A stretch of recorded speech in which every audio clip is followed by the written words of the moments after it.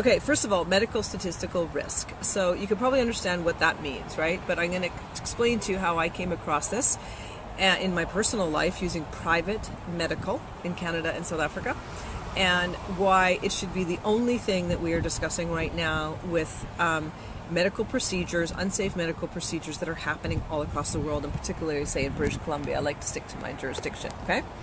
So medical statistical risk. I was pregnant later in life, and I used private medical, and I was advised to have a lot of blood work done and what's it called, scans. Because of my age, all the stuff went to London, it came back.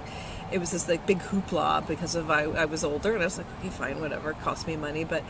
And the doctor explained to me this is medical statistical risk, analyzing the blood work and the charts. And I thought this was really cool. Like, I got the sciencey person out of me. I was in the rooms and I was looking at all this information. And he said, well, then now we have the amnio. You can do amniocentesis, which is this big needle that goes in your stomach and takes the water out of the sac. And I was like, I'm not doing that. And I said, that's risky, isn't it? Won't that potentially harm the baby? And he said, yes.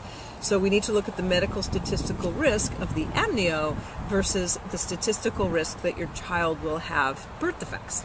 And I was like, okay, cool. So let's look at the numbers. And so we started going through the numbers, and sure enough, the statistical risk of the amniocentesis procedure of the needle going into my fetal sac was way higher than the risk that was in my tests.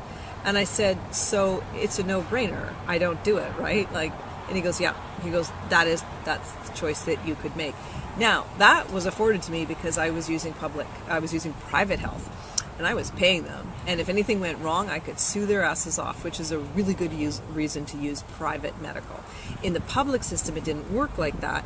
And a lot of times, people are being pressured to do things that are not necessary. Treatments, tests, scans, injections, whatever, because it's making a ton of money for these companies, and you never know who they are because they're all hiding behind the government. Okay? And so medical statistical risk should be the only thing we're talking about right now with COVID, and that is look at the medical statistical risk of these injections, of which there are many, injuries, lifelong, death, all that, versus the medical or health statistical risk of catching this wild virus that everybody says is fake, that is essentially the flu. And the government of Alberta has admitted that legally in court now, that they are treating all of this like flu. So medical statistical risk, do you have better chances of letting your body deal with the flu, or going through procedures of injecting unknown substances in your body? Like, you have to weigh that. That's the only conversation we should be having on the 6 o'clock news. Which one's riskier? Which one should people make? Not do this one, do this one, do this one. That's all we're getting, right? It's the propaganda of the one choice. Nobody is talking about the other choice, and it's completely reckless. It's against every form of health and medical advocacy, the Hippocratic Oath, ethics, morally, whatever, right? And everybody knows that, especially if you're on my channels. Okay, so that's medical statistical risk, and it's a really interesting conversation to have with friends or family around the dinner table, whatever. Okay, so $7,000 travel fine. So I finally got my hands on one of these, and I'm starting to analyze them, all the details. They are provincially issued fines, but the laws that apparently these people are breaking, and they're not lawful laws, it's in the Quarantine Act, but these amendments were not enacted lawfully, so you don't have to obey any of them because they are unlawful laws coming out of Justin Trudeau's office. That is democracy. So it's a $7,000 hit that essentially the provincial government of BC is extorting out of residents because they have theoretically violated a federal law amendment.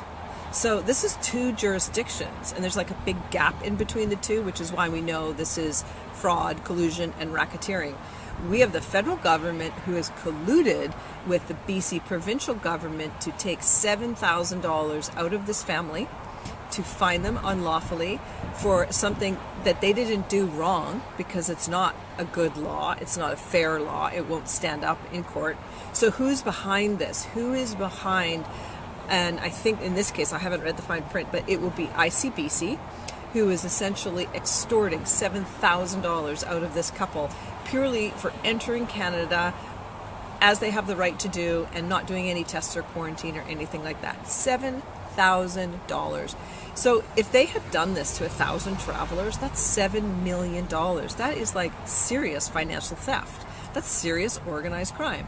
So I have offered to advocate for this because I have the contact inside the Attorney General's office who helped reveal the fraud of my fine, which essentially just evaporated. It was only for $460. But I started asking serious questions, and I was very polite and courteous, and I said, I'm not going to stop asking these questions until I get the answer. I need to figure all this out because I make videos for people to help people, and they need to know this, and nobody is helping us. And I'm here in good faith advocating to do what's right for justice for the public in British Columbia, and we need the answers on this. So stay tuned for that, okay? $7,000. Now the ticket looks sketchy because I can see it. And it looks like a new ticket has basically been manufactured for this to go, okay, well, you broke the law. Here's the COVID fine. Here it is. Stick it to her. Stick it to him. $7,000. Send your money to Victoria, to, I believe, the Insurance Corporation of British Columbia. Now that is a crown corporation that sits within the Ministry of the Attorney General or the Ministry of Justice. This ministry has two names. So there's Ministry of Agriculture, Ministry of Transportation, Ministry of Education.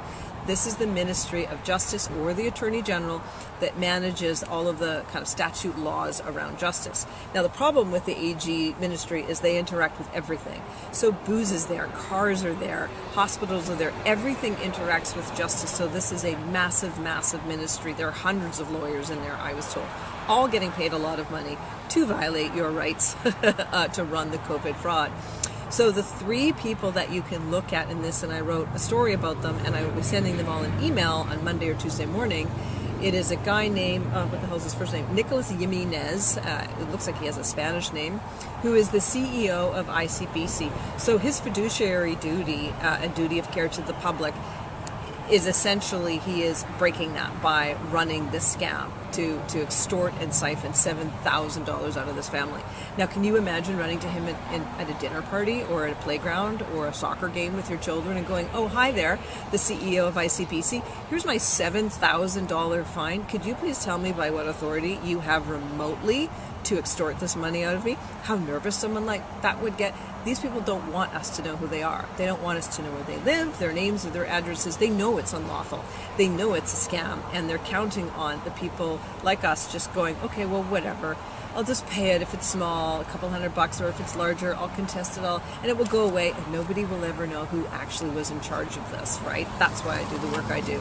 The other two people are the elected public official, and this is taxpayers' money, paying David Eby, who is the elected Minister of Justice, Minister of the Attorney General. That's David Eby. He was my MLA. I lived in his riding in BC, in West Point Grey. He used to come to my kids' school. He is ultimately 100% in charge of this because he is the minister. It falls under his portfolio. So you can ask him, by what authority does David Eby have as an elected public official being paid by us to extort $7,000 out of a family because of an unlawful federal law? It isn't even a provincial law, right? These things don't even exist provincially. So it's a provincial crown corporation sucking money out of us because of a bad federal law. It's also gross, isn't it? Yeah. Okay, so stay tuned on that. I will have information about that, and I'll get a response, and hopefully this family will get some sort of an apology, or maybe like a free trip. Let's see if we can get them a free trip, right? Just heinous. Free trip on ICBC, wherever you want to go.